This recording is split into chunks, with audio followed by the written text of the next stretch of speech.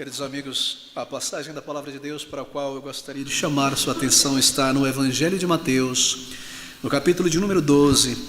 Eu lerei o versículo de número 22, Mateus capítulo 12, versículo 22. E trouxeram-lhe, isto é, o Senhor Jesus Cristo, então um endemoniado, cego e mudo, e de tal modo o curou, que o cego e mudo falava e via. Bem, nosso título nesta manhã, continuando a nossa série de exposições no Evangelho de Mateus, é Cristo estabelece o seu reino e a blasfêmia, o pecado contra o Espírito Santo. Eu começo neste versículo de número 22. Trouxeram-lhe então um endemoniado, cego e mudo, e de tal modo curou que o cego e mudo falava e via. Bem, cego e mudo, é claro, como resultado da possessão demoníaca. Querido amigo, possessões demoníacas nós lemos no Novo Testamento, no período do Senhor Jesus Cristo, parecia ser em larga escala, talvez muito maior do que nós lemos no Antigo Testamento. Isso marca algo muito importante. Ali havia todo o cenário, toda a oportunidade, o espaço necessário para que o povo judeu compreendesse que Cristo era o Messias. Porque as profecias diziam que quando ele viesse, o Espírito do Senhor estaria sobre ele, e dentre muitas coisas que faria, ele lançaria fora o domínio de Satanás. E é isso que está acontecendo aqui. Ele expulsou milhares de demônios, de uma pessoa às vezes legiões, e o Senhor Jesus Cristo está fincando a sua bandeira, o seu reino está presente, e o povo deveria reconhecer isso. Bem, o poder de Cristo sobre o reino de Satanás se torna bem mais evidente quando ele expulsa demônios. Mas eu devo fazer um parêntese aqui muito importante, antes de seguirmos em nossa consideração, e recordar o que nós já consideramos no passado, que possessões demoníacas hoje são um tanto diferentes do que acontecia no período do Senhor Jesus Cristo. Uma pessoa, por exemplo, não pode ser mais possuída contra a sua própria vontade, como acontecia no período do Antigo Testamento. A única maneira nós aprendemos em que uma pessoa pode ser possuída por um demônio é quando há uma abertura voluntária para isso, uma submissão consciente, uma interferência com coisas ocultas, como buscar por passes, espíritos de familiares, ou um envolvimento com coisas muito malignas, um estilo de vida violento, feitiçaria, satanismo, algum tipo de idolatria grossa. Isso deixa as pessoas vulneráveis e abertas a serem possuídas por Satanás. Há uma invasão demoníaca, e é somente nesses casos de verdadeiras possessões que uma pessoa é afligida por enfermidade. Este é o caso deste homem. Trouxeram-lhe então um endemoniado, cego e mudo. Sua enfermidade foi resultante da possessão demoníaca. Mas uma pessoa não pode ser possuída por um demônio contra a sua vontade. Eu devo recordar isso, que com a vinda do Senhor Jesus Cristo a este mundo, o poder de Satanás foi drasticamente reduzido. Ele é figurado no livro de Apocalipse como um leão agora em uma corrente. Sim, ele continua um leão, mas em uma corrente. E aqui, ao expulsar demônios, o Senhor está de fato reduzindo o poder que ele tinha de possuir pessoas contra a vontade deles. Você se recorda da parábola do homem valente em Lucas capítulo 11? Ela é referida aqui muito brevemente. E nesta parábola o Senhor Jesus está dizendo que um dos benefícios para a humanidade da sua vinda é que este homem valente, Satanás, tendo sido assim amarrado, ele agora despojado de seus bens, homens e mulheres não regenerados. De maneira que Satanás não pode impedir o avanço do Evangelho pelo mundo. Ele também não pode dominar uma pessoa por dentro contra a vontade. O que ele faz então? Ele trabalha na vontade humana, com suas tentações, com suas filosofias, com seu convencimento. E assim ele tem domínio sobre a vontade das pessoas. No Antigo Testamento, toda a humanidade, além de Israel, permanecia na escuridão, e Satanás tinha o seu domínio, o seu trono em muitos lugares. Mas com a luz do Evangelho se espalhando por todo o mundo, Satanás já não pode mais, contra a vontade humana, possuir pessoas.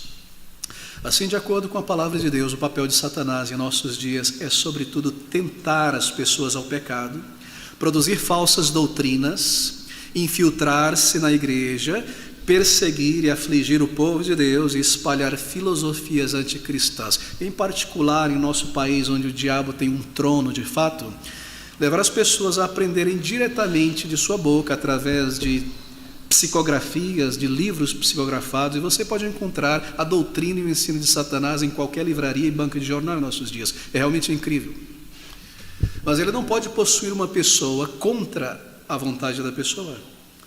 E o que ele faz é tentar as pessoas ao pecado. Assim nós recordamos isso porque isto está em flagrante contradição ao ensino do pentecostalismo e do neopentecostalismo, que diz que as pessoas, sem saber, contra a sua própria vontade, podem ser de repente possuídas por um demônio e controladas totalmente por eles. Não é o ensino da palavra de Deus. O Senhor Jesus Cristo, ao subir ao céu, ele levou cativo o cativeiro, isto é, cativo aquele que cativava, e reduziu grandemente a força do maligno. Sim, nós sabemos que esta corrente será solta no final dos tempos. E o poder de Satanás será muito amplo, mas será uma breve estação, um breve momento antes da vinda do Salvador.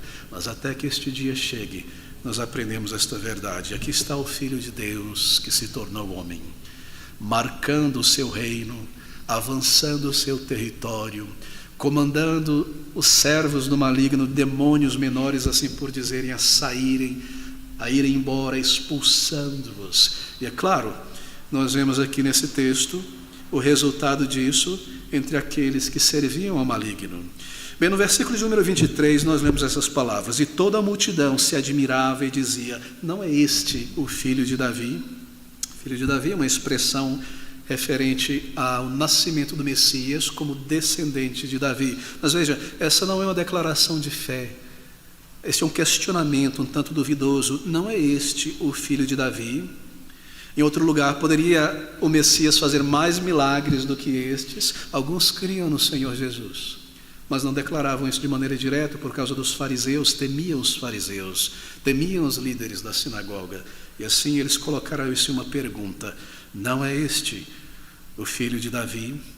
Mas os fariseus, ouvindo isto, diziam: este não expulsa os demônios, senão por Beelzebu, príncipe dos demônios. E aqui, queridos amigos, nós começamos a ver o início da perseguição direta, aberta, da blasfêmia e do escárnio que os líderes de Israel começariam a lançar contra o Senhor Jesus Cristo.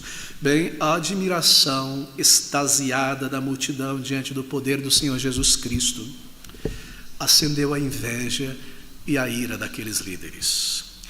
Eles amavam o prestígio, eles amavam a admiração, eles amavam a notoriedade, a projeção. E o Senhor Jesus Cristo parecia lhes roubar o prestígio. E ali está aquele homem simples de Nazaré, realizando poderes que nenhum dos escribas, fariseus ou saduceus poderia realizar. E o coração das pessoas se voltavam a ele, e a inveja os consumia. E o resultado desta inveja, desta malignidade, é produzida aqui, ou demonstrada aqui em palavras tão terríveis: este não expulsa os demônios, senão por Beelzebu, príncipe dos demônios. Bem, eles não podiam negar a realidade sobrenatural do poder do Senhor Jesus Cristo. Eles não poderiam dizer: isso é mágica, isso é truque. E não podendo negar isso, então o que eles fazem? Eles atribuem o poder de Cristo a um poder maior, ao poder de Satanás. Eles atribuem a operação do Senhor Jesus Cristo, suas palavras, tudo o que ele fazia, a um conclave, um acordo com Satanás. Observe que não somente eles atribuíam isso a Satanás, mas eles chegavam mesmo a dizer que o Senhor estava possuído por um demônio. Em outro lugar, que ele próprio era Satanás. Se chamaram o filho de homem de Beelzebu, quanto muito mais os seus discípulos. Assim, esta é uma expressão e um ataque muito maligno. E nós lemos que o argumento do Senhor Jesus Cristo começa a se desdobrar aqui a partir do versículo de número 25. Jesus, porém, conhecendo os seus pensamentos, disse-lhes: todo reino dividido contra si mesmo é devastado, e toda cidade ou casa dividida contra si mesma não subsistirá. o Senhor lança em face a contradição, a irracionalidade daqueles homens. E ele diz: Satanás não expulsará o seu próprio reino. Ele não pode fazer isso. Nenhum reino, casa, família, grupo de pessoas que luta contra si mesmo pode permanecer unido. O seu reino é dividido e logo destruído. E Satanás, ele está em um acordo com os ranks menores dos demônios.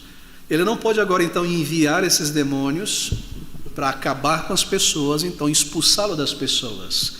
Ele não pode fazer isso, haveria uma rebelião em seu reino. Assim, ele trabalha muito bem com os ranks de anjos menores, chamados aqui de demônios. Eles estão em acordo. Mas veja, o Senhor Jesus Cristo forçava aqueles demônios a saírem das pessoas. Ora, o que nós vemos em nosso país o tempo todo, já há décadas na televisão, supostamente chamado de expulsão demoníaca, não tem qualquer relação com o que nós aprendemos aqui. É muito fácil para Satanás, um demônio em acordo com outro demônio, permitir-se sair de uma pessoa possessa para que o reino maior de Satanás avance e o seu falso evangelho permaneça em uma igreja, do que ele ser colocado para fora contra a sua vontade. E o que nós vemos, queridos amigos, e já tocamos nisso algumas vezes, é que muito daquilo que se passa por expulsão demoníaca não passa de Satanás, na verdade, em acordo com seus demônios, agindo para expandir, aumentar, firmar o seu próprio reino. Porque enquanto alguns imaginam que Satanás está sendo expulso de uma pessoa, e que ali naquele local o poder de Deus é manifesto, Satanás na verdade ganha amplo espaço, fincando um falso evangelho. E é o que nós vemos em todo lugar. Satanás não irá expulsar Satanás, mas é que o Senhor os força para fora daquelas pessoas. O que ele faz, os seus discípulos fizeram, foi expulsar estes demônios. O que nós vemos em nossos dias é exorcismo. Cristo não praticava o exorcismo. Seus discípulos não praticavam o exorcismo. O que é o exorcismo? É o uso de uma fórmula mágica contendo o nome do Senhor Jesus ou de Deus para expelir um espírito de uma pessoa. Isso não era realizado pelo Senhor, nem pelos apóstolos. Por um comando, ele lançava fora, contra a vontade deles, aqueles espíritos malignos. Não havia entrevista, queridos amigos. Quando foi que você entrou nessa pessoa? Que dia? Numa noite, na meia-noite, em uma mata virgem, etc, etc, etc. Não havia entrevista com o diabo. Não havia conjuração. Não havia nada do tipo. Ele apenas declarava, e os espíritos se submetiam a eles. Assim, o que nós temos aqui é o verdadeiro poder de Cristo. E o argumento do Senhor Jesus Cristo corre nessas linhas. Satanás não pode estar dividido em seu próprio reino. Assim, ele não pode expulsar seus próprios servos. E ele segue dizendo: e se Satanás expulsa, Satanás está dividido contra si mesmo. Como subsistirá, pois, o seu reino? E se eu expulso os demônios por Beelzebu, por quem expulsam então vossos filhos, portanto eles mesmos serão vossos juízos. Bem, Beelzebu, Baal, Zebub, Senhor, um Deus semita, Senhor dos ares, aqui no contexto do tempo do Senhor Jesus Cristo, Senhor das coisas imundas, Senhor das moscas, era a maneira como os judeus denominavam Satanás. Mas o Senhor pergunta: o que há de diferente, então, na expulsão de demônios que eu realizo e na que os vossos discípulos, filhos, não é? Os discípulos dos fariseus realizavam. E se eu expulso os demônios por Beelzebu, por quem os expulsam, então, vossos filhos? Portanto, eles mesmos serão os vossos juízos. O que há na expulsão deles, que eles operam, que não há na minha? Se vocês consideram que de fato eles têm poder para fazer isso e os demônios saem, o que há de diferente entre o que eles fazem e o que eu faço? O Senhor agora argumenta contra a irracionalidade daqueles homens. Era muito fácil para os fariseus aprovarem em seus discípulos, naquelas pessoas que andavam com eles, aquilo que eles desaprovavam em outras pessoas. É o que eles estão fazendo aqui. E o Senhor Jesus diz que estes discípulos, a ação deles, contradiz a palavra dos fariseus e se torna juiz sobre eles. Ou como pode alguém mas se eu expulso os demônios pelo Espírito de Deus, logo é chegado a vós o reino de Deus. Bem, o reino de Deus chegou. E a prova é isso, que o reino de Satanás está desmoronando. Mas se eu expulso pelo poder de Deus, então está claro, é uma evidência de que é o reino de Deus que se apresenta aqui. E nós seguimos o raciocínio. Ou como pode alguém entrar na casa do homem valente e furtar os seus bens, se primeiro não amarrar o valente, saqueando então a sua casa? Quem não é comigo é contra mim, e quem comigo não ajunta, espalha. Aqui está Satanás então sendo ilustrado como um homem valente. Queridos amigos, essas palavras são tão gráficas, não é? Se uma pessoa não conhece o Senhor Jesus Cristo, não há neutralidade nesta questão. É um filho de Satanás, é uma posse, é um objeto na mão e nos desígnios de Satanás. Não há neutralidade, mas uma pessoa tão boa, mas não crê em Cristo. Não há tal coisa nas palavras do Senhor Jesus.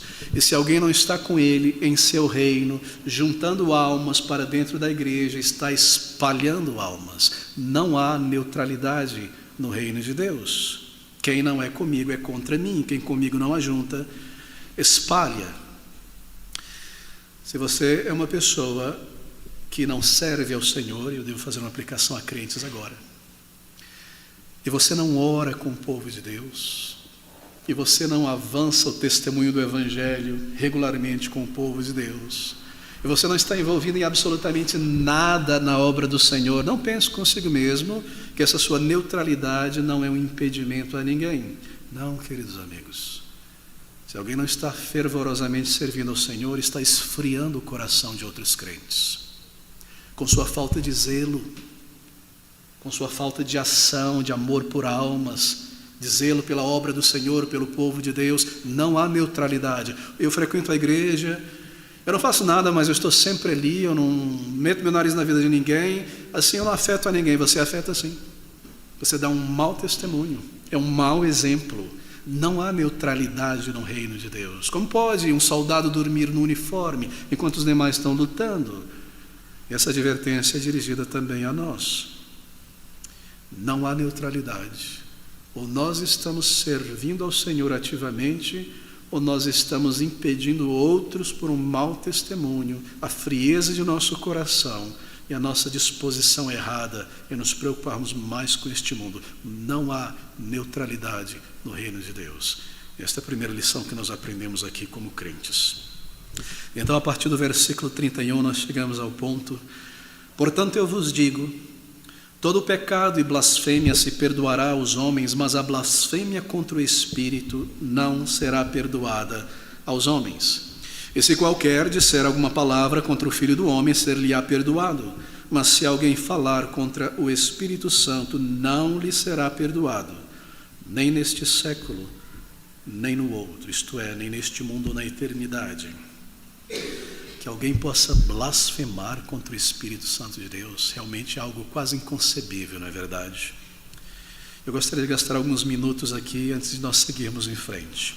Uma das questões que me atribulou o coração depois da conversão e que me trouxe maior angústia do que qualquer outra foi ter pensado um dia que eu blasfemei contra o Espírito Santo e estava perdido.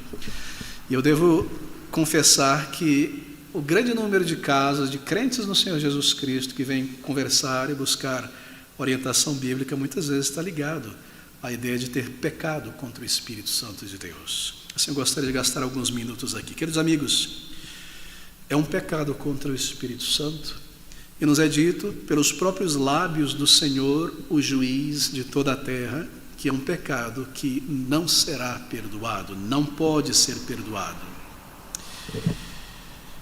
Bem, muitos crentes no Senhor Jesus Cristo têm crido, isso não de hoje, ao longo da história, terem pecado contra o Espírito Santo, blasfemando contra Ele. Quem pode cometer esse pecado que não é perdoável?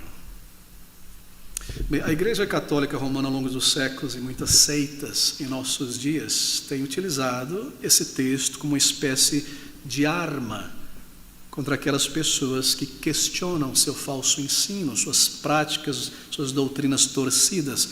Isso de modo, obviamente, a gerar medo e silenciar a voz das pessoas. Alguns líderes neopentecostais fazem isso o tempo todo. Questionar o que eles fazem é ir contra o Espírito, e ir contra o Espírito é uma blasfêmia, e isso é um pecado imperdoável. Assim, não julgue com reto juízo. Fique calado, aceite qualquer coisa. Mas quem poderia ter cometido tamanho pecado? É realmente temeroso pensar sobre isso, não é? Bem, como se caracteriza esse pecado? É um pecado que não é expiável, por isso não é perdoado. O sangue do Senhor Jesus Cristo não o cobrirá, por isso não há expiação para este pecado. Veja, é o próprio Senhor Jesus Cristo, o Cordeiro de Deus, que tira o pecado do mundo, que está pronunciando essas palavras. Daí a temeridade também disto. É chamado aqui de uma blasfêmia contra o Espírito Santo. Poderia um crente, em cujo coração habita o Espírito Santo, o selo de Deus, possui residência permanente na alma do salvo, fazer tamanha coisa, tamanho pecado absurdo como este? Poderia um salvo no Senhor Jesus Cristo chegar a esse ponto? Bem, é o que muitos têm crido. Mas veja, eu devo logo de início acalmar os corações dizendo que o peso do texto da palavra de Deus, do contexto, afirma que não é possível para um crente, uma pessoa verdadeiramente transformada, cometer esse pecado.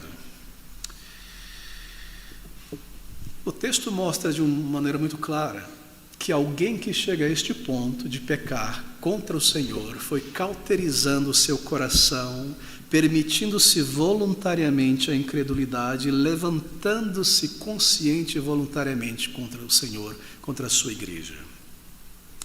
Mas um verdadeiro salvo jamais poderia chegar a este ponto, porque maior do que o tentador é o Espírito de Deus que habita em um crente. E uma das maravilhas da conversão, que nós chamamos doutrina da preservação ou perseverança dos santos, é que o Senhor nos preservará mesmo deste pecado. Ele nos guardará até o final. Isso é algo maravilhoso e confortante. Cristo aqui em Mateus capítulo 12, ele tem visto o pecado não perdoável lá do Antigo Testamento. Deixe-me lançar luz sobre isso. Abre comigo em Deuteronômio capítulo 24, no versículo 16.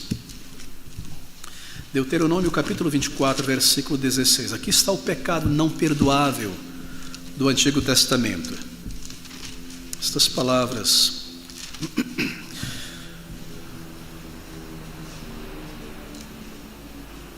Os pais não morrerão pelos filhos, nem os filhos pelos pais. Cada um morrerá pelo seu pecado. Bem, queridos amigos, eu vou resumir o contexto aqui, porque segue para dentro do capítulo 25 e volta no capítulo de número 23, apenas para dizer isso. Um homem, filho de uma judia e um egípcio, é acusado de blasfemar contra Deus. De fato fez. O povo é levantado para cumprir juízo contra ele. Ele é trazido para fora do arraial de Israel e ali ele é apedrejado porque blasfemou contra Deus. E é isso ao que o Senhor está se referindo aqui. Qualquer que blasfemar contra Deus, representado aqui na pessoa do Espírito Santo, não lhe será perdoado, assim como não era perdoado aquele que fez tal coisa, deveria ser apedrejado. E a referência inicia por ali. Agora, quando nós consideramos o contexto em que nós estamos aqui, a imperdoabilidade desse pecado não surge do fato, ou melhor, não surge da natureza do próprio pecado. Não é algo que está na natureza do pecado que o torna imperdoável. Porque se fosse, então, isso contradiria a declaração aqui bem enfática do Senhor Jesus Cristo, no versículo de número 31. Todo pecado e blasfêmia se perdoará aos homens. E não é essa a essência do Evangelho, que todo pecado e blasfêmia pode ser perdoado por Deus? Assim, não é algo na natureza do pecado que o torna imperdoável. Segundo, ele é cometido contra as operações do Espírito Santo de Deus. E assim foi o pecado dos fariseus. Eles pecaram consciente que era Deus quem estava operando ali no meio deles. Ananias e Safira foram fulminados por pecarem contra o Espírito Santo de Deus. É um pecado consciente, é uma tentação consciente, sabendo do juízo que pode vir, mas mesmo assim indo em frente. Terceiro, a apostasia da verdade está inclusa, é um ingrediente incluso nesse pecado não perdoável. Lá em Hebreus capítulo 6, nós lemos que aqueles que, tendo ouvido, observado, experimentado o reino de Deus, o poder de Deus, pelo Evangelho, no meio do povo de Deus, depois rejeitam tudo isso, eles não podem ser renovados para o arrependimento. Hebreus 6:6, e recaíram, sejam outra vez renovados para arrependimento, pois assim quanto a eles, de novo crucificam o Filho de Deus e o expõem ao vitupério. No capítulo 10, no versículo de número 26, ele continua dizendo: porque se pecarmos voluntariamente, depois de termos recebido o conhecimento da verdade, já não resta mais sacrifício, expiação pelos pecados. Assim, apostasia, pecado voluntário, consciente, é um ingrediente neste pecado, nesta blasfêmia, que não é perdoável. Quarto, perseguição contra Cristo, contra o seu povo, contra a sua igreja, está incluso, é um ingrediente nesse pecado não perdoável. Satanás, quando Cristo esteve neste mundo, tentou pôr as suas mãos, e literalmente o fez, no corpo de Cristo, através dos seus servos, espancando, crucificando, fazendo sangrar. Mas agora ele não está na terra, mas o seu corpo místico que a igreja está, e assim ele tenta perseguir e destruir e colocar suas mãos sobre a igreja. Assim há um elemento de perseguição neste pecado. Este é o caso dos fariseus. Eles queriam matá-lo, eles queriam colocar as mãos no Senhor Jesus Cristo e matá-lo, e tentaram isso muitas vezes. Isso vem de um coração malicioso, endurecido contra Cristo. Assim, isso não é um pecado acidental. Não é um pecado que você está andando, de repente tropeça numa pedra e o teu dedo dói, você lembra de alguma coisa e você fala algo que nunca deveria e se espanta de ter falado aquilo. Não é algo ocasional, acidental. Não é realizado em ignorância e busca-se a destruição de Cristo, da sua igreja, do seu evangelho, do seu testemunho. Você percebe os ingredientes nesse pecado? São muitos, não são? Mas deixe-me adicionar algum mais. A impiedade, ou melhor, a impenitência é um ingrediente. Não há arrependimento. A pessoa que comete esse pecado não se arrepende, não volta atrás, não se retrata, não sente pesar, não sente angústia, não sente ansiedade de ter cometido este pecado. Não há impenitência. Os fariseus não se arrependeram do que fizeram, mesmo tendo visto o poder do Senhor. Nunca voltaram atrás. E no versículo de número 32, então, nós lemos por fim que é um pecado diretamente contra o Espírito Santo de Deus. E nas palavras do Senhor Jesus Cristo, eles fizeram isso de maneira consciente. Mas aquele que pecar contra o Espírito Santo de Deus, aquele que blasfemar contra o Espírito Santo de Deus, jamais será perdoado. Jamais será perdoado. Bem, veja, uma coisa é difamar o Senhor Jesus Cristo. Há uma coisa muito interessante aqui. Portanto, eu vos digo, todo pecado e blasfêmia será perdoado aos homens. E no versículo 32, e qualquer que disser alguma palavra contra o Filho do Homem, ser-lhe-á perdoado. Mas se alguém falar contra o Espírito Santo, não lhe será perdoado, nem neste século, nem no futuro. Você percebeu? Por quê? Porque uma palavra assim contra o Espírito não será perdoada, mas se for dita contra Cristo, será perdoada? Você perguntou sobre isso? Acaso há uma diferença entre Deus, o Pai e o Filho, em sua glória e divindade? Bem, na eternidade não, mas na economia humana, na encarnação de Cristo, sim. Porque veja, uma coisa é pecar contra o Senhor Jesus Cristo ignorantemente, dizendo algo contra ele aqui em sua humanidade, em sua encarnação, enquanto essa sua divindade está até certo ponto velada. Outra coisa é ver o poder de Deus claro, sendo manifesto, e ainda assim ir contra ele. É isso que torna um pecado imperdoável. Não apenas contra a terceira pessoa, contra o pai ou contra o filho. Assim, não é questão de ranking, queridos amigos. Os fariseus blasfemaram diante de tamanha evidência. Eles viram, eles testificaram, eles não podiam negar que era a mão de Deus, que era o poder de Deus, mas desejaram atribuir isso conscientemente, por inveja, por ira, a Satanás. Aqueles fariseus blasfemaram diante das evidências produzidas pelo Espírito, de que Cristo era o Messias, de que o reino de Deus estava ali, pecaram voluntariamente, conscientemente, sabiam o que estavam fazendo, não apenas atribuíram a Satanás o que estava sendo feito por Cristo, mas diziam que o próprio Senhor Jesus Cristo tinha nele um demônio, que ele estava possuído por um demônio. Marcos capítulo 3, 30, deixa eu me firmar esse ponto, porque alguns parecem duvidar. Marcos capítulo 3, versículo 30, porque diziam, tem espírito imundo. Eles o chamavam de endemoniado. Em Mateus 10, 25, eles diziam que ele próprio era o Satanás, o diabo materializado. Capítulo 10, versículo de número 25, basta ao discípulo ser como seu mestre, e ao servo como seu senhor. Se chamaram Beelzebu ao pai de família, Cristo, quanto mais aos seus domésticos. Havia ódio, havia malícia, havia repulsa, um desejo de destruir, mesmo diante das maiores evidências da messianidade do Senhor Jesus Cristo. Eles não podiam negar, mas eles tentavam interpretar os milagres do Senhor Jesus Cristo e atribuíam a Satanás. Eles quiseram matar Lázaro, tendo ele sido ressuscitado. Você consegue conceber isso? Uma pessoa é trazida dos mortos, um milagre tremendo, a família, as irmãs, todos ali alegres, eles queriam matar e ocultar a evidência.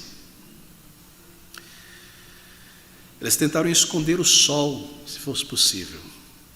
Assim, é um pecado contra a luz, a verdade, o testemunho.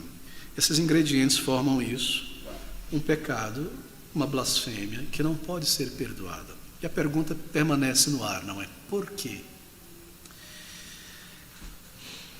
O não converso que chega a cometer um pecado como esse, veja, é uma pessoa que age voluntariamente.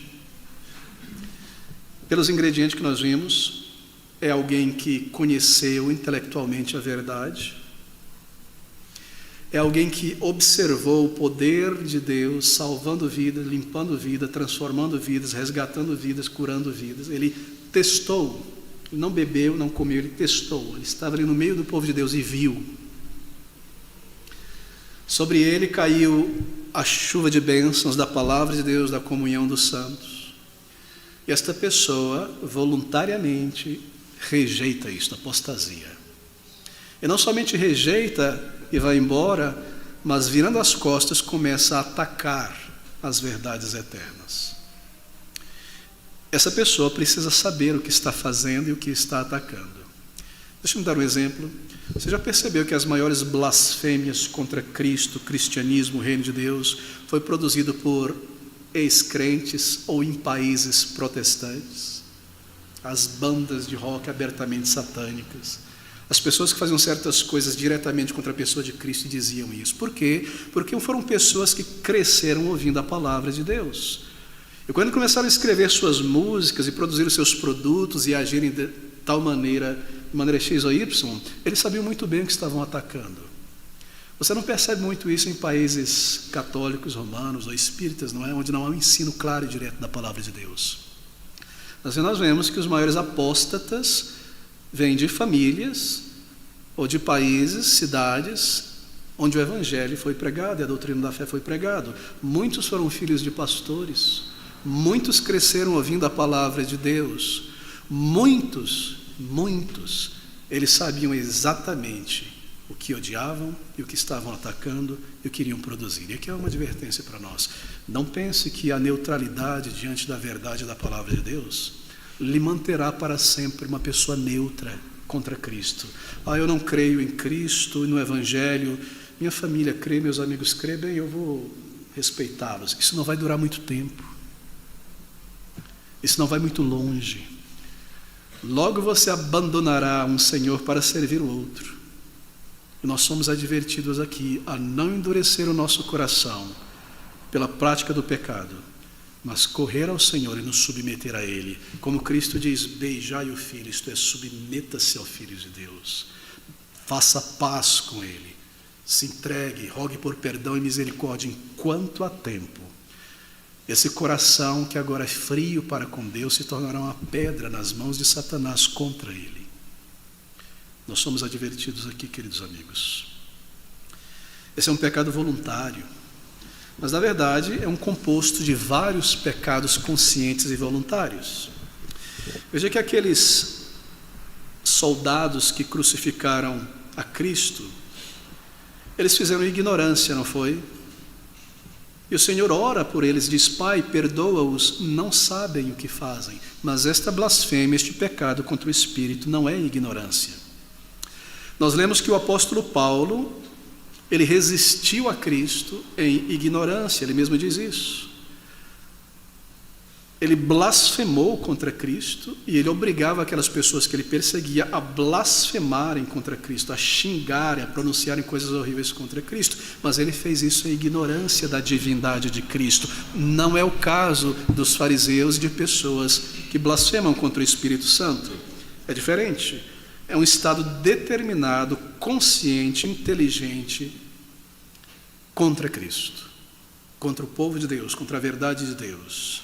Clara, convincente, não pode ser negada, ainda assim eu me revolto, eu vou contra isso. É uma pessoa que sabe que Jesus Cristo é a verdade, a sua palavra é a verdade, está convencido, convencida que não consegue negar isso, mas ainda assim está decidido a rejeitar. E não somente a rejeitar, mas desprezar maliciosamente. Ou seja, uma disposição da alma. Pode um crente chegar a esse ponto? Consciente do que está fazendo? É necessário um conhecimento claro das Escrituras. Não é algo ignorante, não é algo por acaso, não é algo que eu tropeço, eu cometo esse pecado. É o estado em que uma pessoa chegou, é um estágio final por uma prática consciente de pecado, o ódio, desprezo de Deus e de tudo que é divino, abertamente. Isso não constrange a consciência. Então, estando nesse estado, ele e ela verbaliza, voluntária, continuadamente, viciosamente, palavras contra a verdade, contra o Senhor. Assim não é um ato feito pela ignorância, eu volto a repetir, no calor da emoção carnal em um momento. Querido irmão, não é algo do qual a pessoa depois se arrepende. Então, quando um querido irmão na fé vem conversar e você percebe angústia no olhar, e temor e medo, então você logo sabe que não pecou contra o Espírito Santo. Porque não há remorso, não há temor, não há arrependimento, não há medo. Agora, por que esse pecado não é perdoável? Bem, será que nós podemos fazer a seguinte pergunta? Se essa pessoa que blasfemou contra o Espírito Santo pedisse perdão e buscasse ao Senhor em arrependimento, acaso ela não seria perdoada? Bem, essa é uma pergunta um tanto inútil, porque nós já vimos que é feito em ignorância. Não é feito perdão em ignorância. E se há o arrependimento, então há o perdão. Não é que Deus não daria o perdão se essa pessoa buscasse, mas o fato é que esta pessoa que nós estamos lidando aqui não buscará o perdão de Deus. E por isso não receberá, e por isso não será perdoada.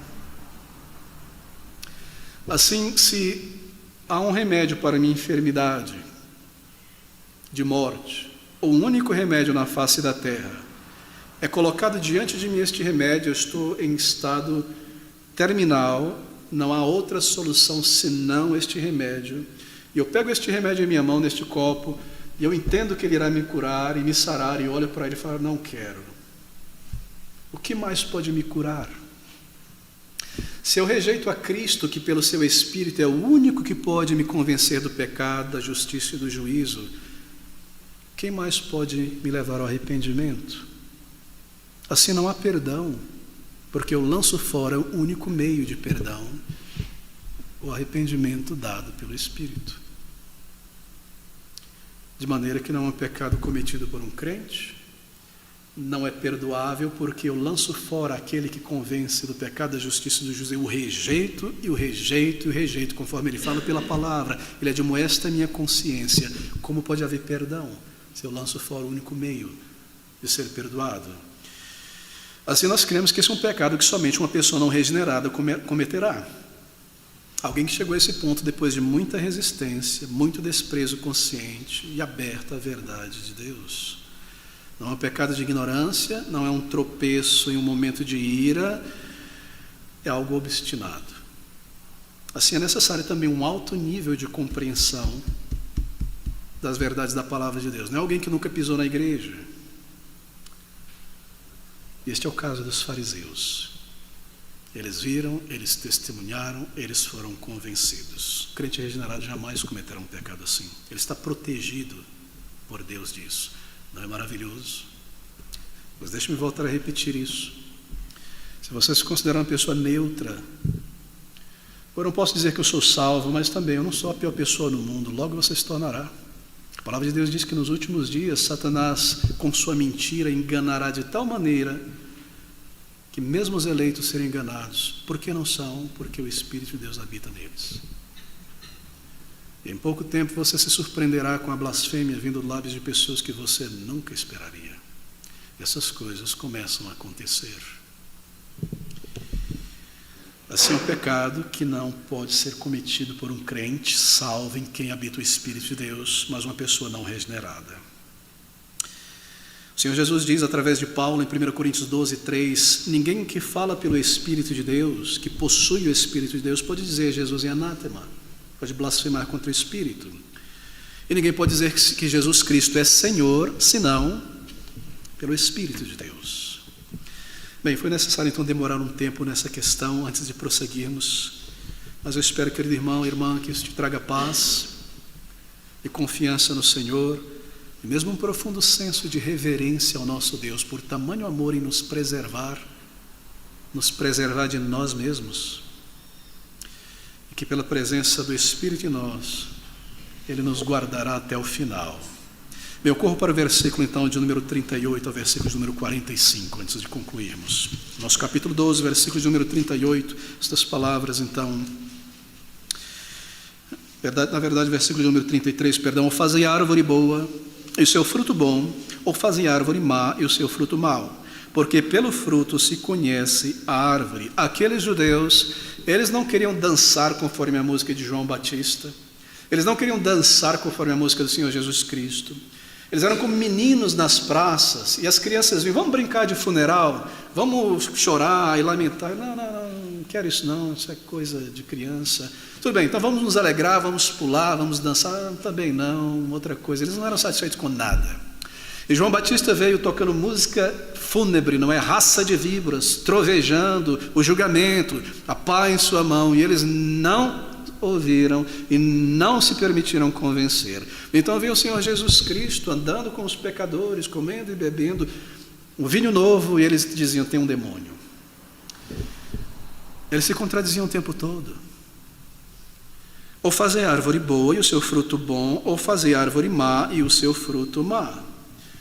Eles diziam que o Senhor Jesus Cristo vinha de Deus.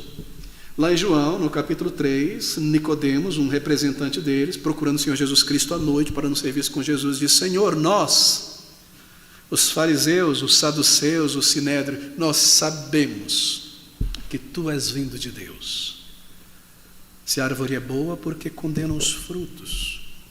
Se ele é vindo de Deus, porque atribuem as suas obras a Satanás. Esse é o argumento aqui.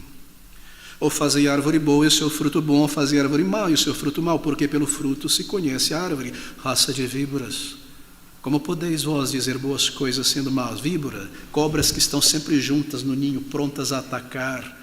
Como vocês podem dizer alguma coisa boa sendo maus? O homem bom tira boas coisas do bom tesouro do seu coração, e o homem mau, do mau tesouro, tira coisas más. E uma aplicação para nós aqui. É muito triste, não é? Quando nós vemos alguém que se diz um cristão, de repente, um momento ali de contradição, explodir em xingamentos, em palavras vis. O Senhor Jesus revela que isso não foi um tropeço, um acidente. O homem bom traz boas coisas do bom tesouro do seu coração. O homem mau, do mau tesouro, traz coisas más. Essa é a natureza. Essa é a alma falando. A fofoca no meio do povo de Deus, isso não é acidente. Há pessoas em cujo coração não há o temor de Deus. Pelas palavras nós conhecemos os frutos. Há insinuações, lançar lama contra a reputação de alguém, pichar a reputação de alguém de maneira indireta, sugerir coisas. Isso não é um acidente. Há algo errado no coração. Há desdenho pelas coisas de Deus. Isso não é acidente, queridos irmãos. Isso está na alma. Mas eu vos digo, versículo 36, que toda a palavra ociosa que os homens disserem, hão de dar conta no dia do juízo. Você já parou para pensar sobre isso? Eu não sou culpado da blasfêmia contra o Espírito Santo, amém. Mas eu vos digo que toda a palavra ociosa, má, que os homens disserem, hão de dar conta no dia do juízo. Às vezes eu me pergunto se haverá no dia de juízo uma sala à parte para os blogueiros, para os donos de site na internet, para certos pastores que se promovem na internet, mas não cuidam da língua, e usam qualquer tipo de palavra. Mas eu vos digo que toda a palavra ociosa que os homens disserem hão de dar conta no dia do juízo. É claro que sim. Querido amigo, não se envolva com estas coisas. Não dê ibope nem audiência para pessoas de linguagem chula, que tratam coisas santas de maneira irreverente, que promovem a si mesmo. Afaste-se disso. Você não quer se encontrar em um julgamento dessa natureza, copiando estas coisas, passando para frente piadas, usando o nome de Deus em vão, reduzindo a glória das coisas santas a coisas terrenas, envolvido com todo tipo de coisa banal e ridícula e irreverente. O Senhor levará a prestar conta todo homem e mulher, e todo crente, é claro, por essas palavras. Assim nós guardamos o nosso coração e nossas palavras, porque por tuas palavras será justificado e por tuas palavras será condenado, diante do delito, é claro. Então alguns dos escribas e dos fariseus respondendo dizem: Mestre, quiséramos ver da tua parte algum sinal. Mas ele lhes respondeu e disse: Uma geração má e adúltera pede um sinal, porém não se lhe será dado sinal, senão o sinal do profeta Jonas. Eu correrei aqui, queridos, porque o nosso tempo se resume. Eles pedem um sinal. Não é incrível, chocante, que depois de terem visto a olho vivo os sinais do Senhor Jesus Cristo, fazendo aquilo que somente Deus e nenhum homem pode fazer, ressuscitando mortos, quebrando por um momento a lei da natureza, andando sobre a água, dando visão ao cego, audição e fala ao mudo, eles pedem um sinal da parte de Deus que prove que Ele realmente é o Messias. A incredulidade é tremenda. Na verdade, eles estão provocando o Senhor. Essa era uma tradição. Eles pediam a rabinos que eles questionavam o ensino, um sinal além das palavras. Bem, nós vimos essas coisas, isso é coisa que às vezes charlatões fazem. Veja os magos do Egito, nós conhecemos isso. Faz alguma coisa que eles não podiam fazer. Como Moisés lá atrás, do céu, mandou maná e encheu a nossa pança. Faz alguma coisa. Eles pedem um sinal como o de Elias. Algo vindo diretamente do céu, fogo caindo, alguma coisa dessa natureza. E eles demandam, na verdade, um sinal. E o Senhor Jesus Cristo simplesmente não os responde. Na verdade, mas eles lhe respondeu não com o que eles queriam e disse: Uma geração má e adúltera pede por um sinal, e não lhe será dado sinal, senão o sinal do profeta Jonas. Mas qual foi o sinal do profeta Jonas? Ele não fez nenhum milagre. Ele não curou ninguém. Ele não fez absolutamente nada. Foi a sua pregação. Foi o que aconteceu com ele. No ventre do grande peixe, 3 dias, então vomitado para fora e de volta à terra. Este é o sinal último Ele seria crucificado, ele seria enterrado, ele ressurgiria dentre os mortos e atrairia muitos a si mesmo. Mas ainda assim, eles rejeitariam. E uma comissão de testemunhas ao longo da história seria chamada diante deles no dia de juízo, a rainha de Sabá e tantos outros aqui, para testificar contra eles, que eles viram tudo, que eles observaram tudo, que eles estiveram ali e que ainda assim eles desdenharam, eles fizeram pouco caso, eles rejeitaram o sangue precioso de Cristo e pisaram sobre o Salvador. Há alguma maneira de salvação, negando o próprio remédio? Então diz, e quando o espírito imundo tem saído do homem, versículo 43, anda por lugares áridos buscando repouso e não encontra. Então diz, voltarei para minha casa de onde saí. E voltando acha desocupada, varrida e adornada. Então vai e leva consigo outros 7 espíritos piores do que ele, e entrando habitam ali. E são os últimos atos desse homem piores do que os primeiros. Assim acontecerá também a esta geração. Esta, não é? Está próximo. Esta, aquele, aquelas pessoas com quem ele conversava. Aquela geração. Ele está falando sobre aquela nação.